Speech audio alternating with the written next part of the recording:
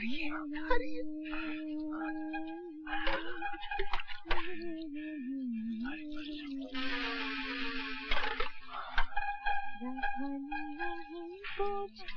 बस कर, अबे हट बे, मुझे भी तो देखते थे।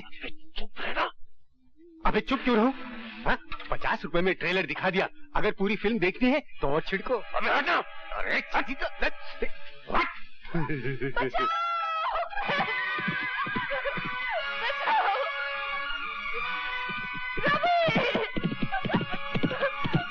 को मार रवि, खत्म कर दे शराबी को, छुट्टी कर दे इसकी।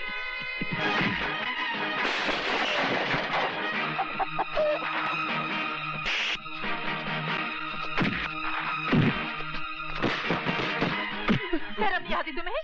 जीजा जी होते हुए ऐसा करते हो?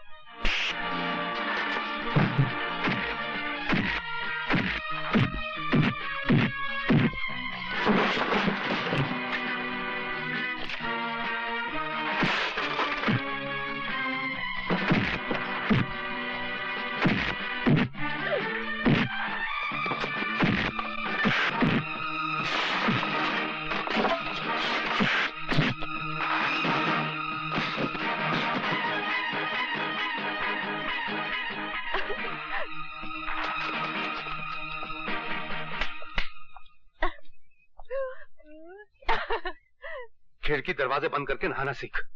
सिखला दे। बेशर्म कहीं। रवि, आज मैंने तुम्हारे बारे में एक फैसला किया है। क्या फैसला किया मेरा? कल से मैं तुम्हें पढ़ाना शुरू करूंगी। मैं पढ़ के क्या करूंगा? पढ़ाई हमेशा काम आती है पागल आदमी। थोड़ा बहुत पढ़ लोगे तो बम्बई जाकर अच्छा काम कर सकोगे, अच्छी तनख्वाह मिलेगी और रोहन की जिंदगी भी बना सकोगे। रोहन के लिए तो मैं कुछ भी कर सकता हूँ, पढ़ भी सकता हूँ। आप कल ही से मुझे पढ़ाना शुरू कर दीजिए। तुम सचमुच पागल हो।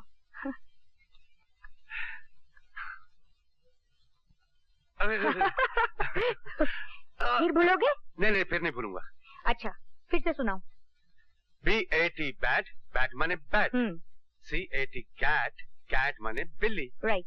RAT रैट, रैट माने चूहा। That's right। क्या हो रहा है ये? अरे, मैं रवि को पढ़ा रही थी, मगर आप इतनी जल्दी कैसे आ गए? क्यों? मेरा आना बुरा लगा? बात करना सीखिए सिंह साहब। तुम जाओ यहाँ से। जी। मेरे घर में ये सब नहीं होगा। क्या सब नहीं होगा? क्या हो रहा था यहाँ? Shut up! चिल्लाइए मत। मैं तो आपको एक सरप्राइज देना चाहती थी। सोच रही थी रवि को इंग्लिश बोलते सुनकर आप खुश हो जाएंगे। मैं भी दिन भर अकेली पढ़ी पढ़ी करूँ भी तो क्या, वो पढ़ लिख जाएगा तो उसे कोई अच्छा काम मिल जाएगा, उसकी कमाई बढ़ जाएगी और वो रोहन को एक सलीके की जिंदगी दे पाएगा। नौकरों को अपने इतने पास आ जाने देना कोई अच्छी बात नहीं है रेणु।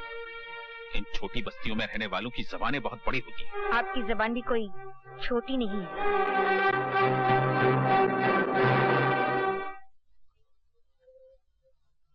नमस्ते मालकिन।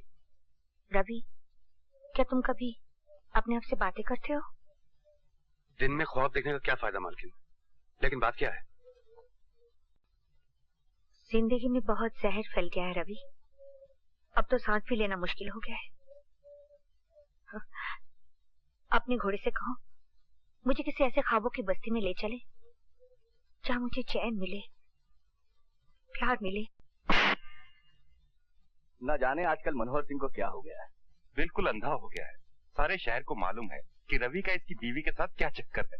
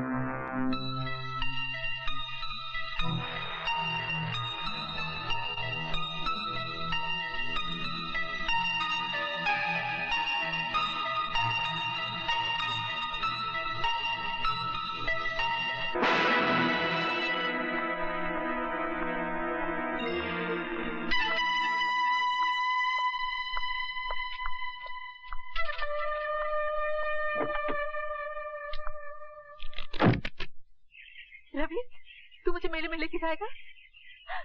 बहुत प्यार करता है ना मुझसे। मेरी तरफ से मैं पहनी हूँ घाघर चोली, गाँव की गोरी।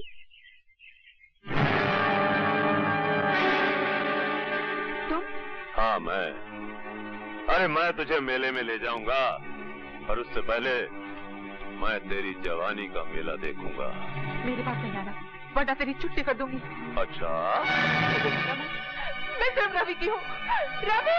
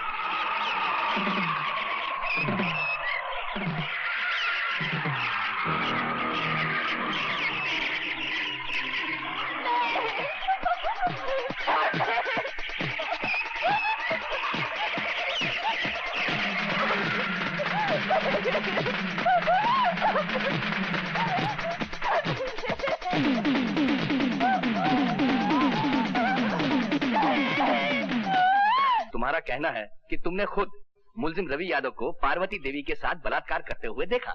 जी सरकार, वो बेचारी गिड़गड़ाती रही, हाथ जोड़ती रही, लेकिन ये मुलजिम उसकी एक नहीं सुना।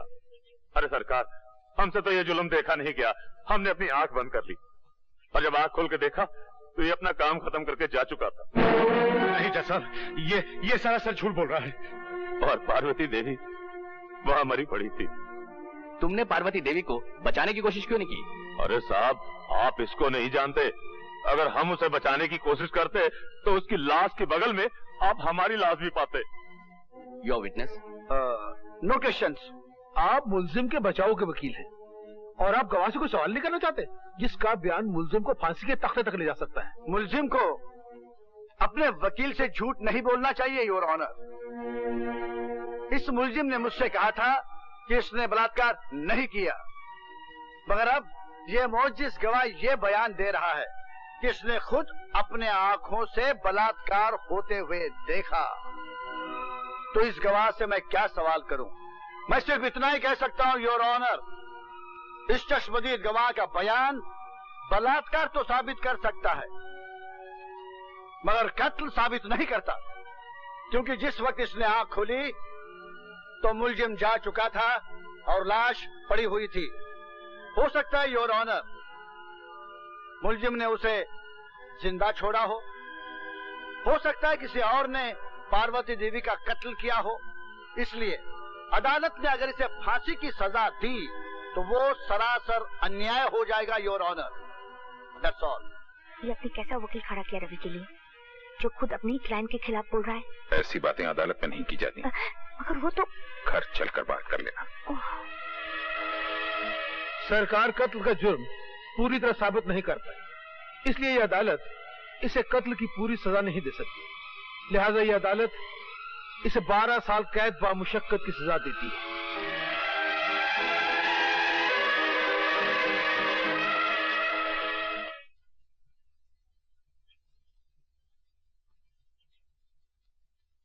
मालकिन,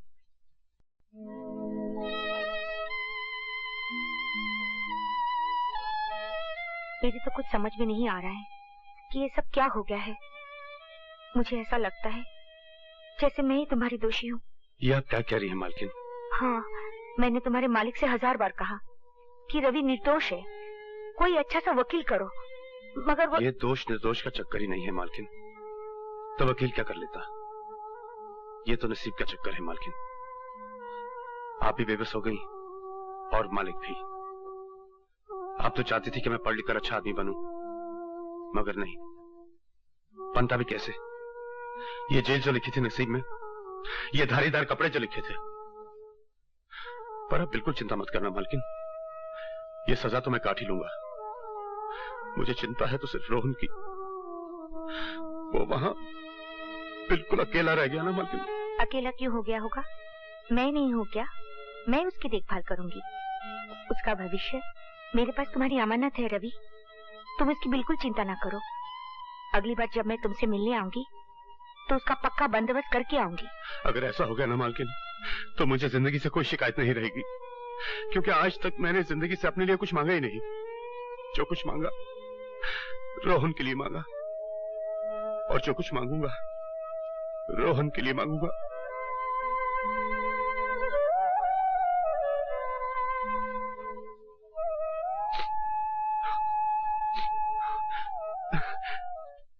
नमस्ते। नमस्ते। आओ बेटा रोहन। क्या देख रहे थे? ये घर तुम्हारा है। भैया कहाँ है? भैया भैया अभी आते होंगे। चलो। अच्छा मालकिन, मैं चलता हूँ। 3 बजे की गाड़ी से मुझे जगदीशपुर जाना है। नमस्ते। नमस्ते। चलो। आखिर मानी नहीं तुम यशोदा, ले यहीं से। अब ये हमारा बेटा है। व्हाट इज योर नेम बेटा? My name is Vasu Gujral. And what is your mother's name? Her name is Yashoda. Yashoda Gujral. हाँ। अब अपने डैडी का नाम बताओ और उनके चरण छुओ। मेरे डैडी का नाम सूर्यकांत गुजराल है। पाँव छूने की बिल्कुल जरूरत नहीं। यशोदा, तुम शौक से इसकी माँ बन सकती हो, मगर मैं इसका बाप नहीं बनूंगा। मैं किसी मुजरिम कातिल के भाई को गोद नहीं ले सकता। That is final. अब ये तुम्हारी माँ भी है और बाप भी, 2 in 1। तुम इन्हें माता श्री कहो, माता जी कहो, अम्मा कहो, मम्मी कहो, कुछ भी कहो। मुझे तुम डैडी नहीं कहोगे। क्या नहीं कहोगे? डैडी। हाँ, डैडी। डरो मत बेटा। क्या मैं उन्हें डैडी नहीं कह सकता? अरे ये तो उनका दुर्भाग्य हुआ ना कि तुम जैसा बेटा उन्हें डैडी नहीं कहेगा। तो फिर मैं क्या कहूँ? तुम उनका नाम जानते हो, सूर्यकांत गुजराल, तो तुम उन्हें मिस्टर गुजराल कहा करो। तुम समझ ही नहीं सकती रेणुका कि मेरी जिंदगी में वासु की क्या जगह है। धूप का टुकड़ा भी वही और छाव का टुकड़ा भी। उसके आने के बाद मेरा अकेलापन हमेशा के लिए खत्म हो चुका है। मैं तुम्हें यह भी नहीं समझा सकती कि अपने बाल गोपाल को मैं कितना चाहती हूँ। बस ये समझ लो कि मैं ही उसकी देवकी हूँ और मैं ही यशोदा। मैं इस बाल गोपाल के लिए तुम्हारा जितना भी शुक्रिया अदा करूँ कम है। बहुत बहुत प्यार के साथ तुम्हारी यशोदा।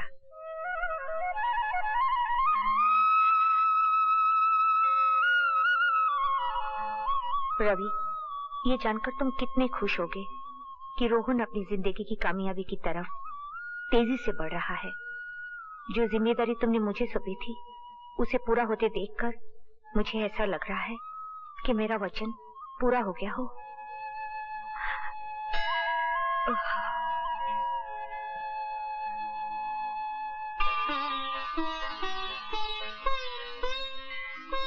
भगवान, आज वासु का रिजल्ट निकलने वाला है, उसको कामयाबी दो।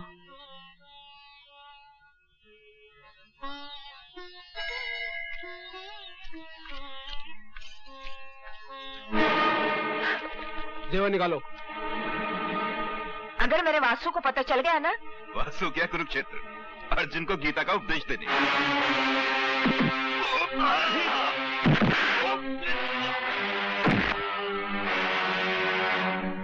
कुरुक्षेत्र से तो मैं वापस आ गया हूँ और मेरे होते हुए मेरी माँ को कोई हाथ नहीं लगा सकता।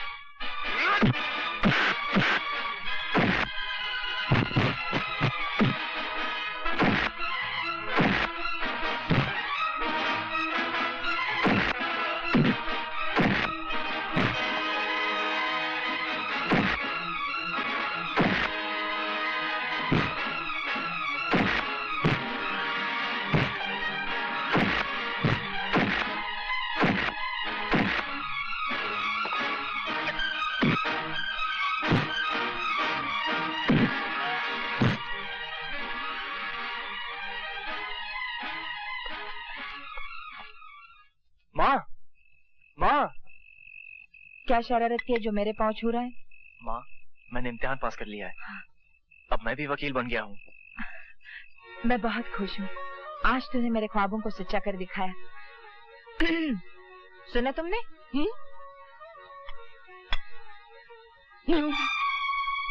वकील साहब, आज तो मैं आपको पिताजी कह सकता हूँ ना? ना, गलती से पास हो गया होगा।